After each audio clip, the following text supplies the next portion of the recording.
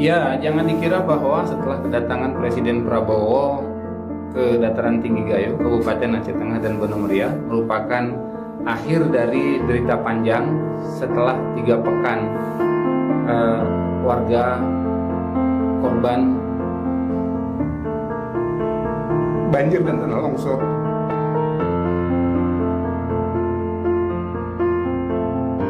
Sama berakhirnya, harusnya setelah 3 pekan adalah momentum yang baik ya, ketika Presiden Prabowo bersama Menteri Kabinetnya datang dan disambut gegap gempita oleh masyarakat. Bukan sekedar selfie, tapi momentum untuk memulai tahap rehab rekon.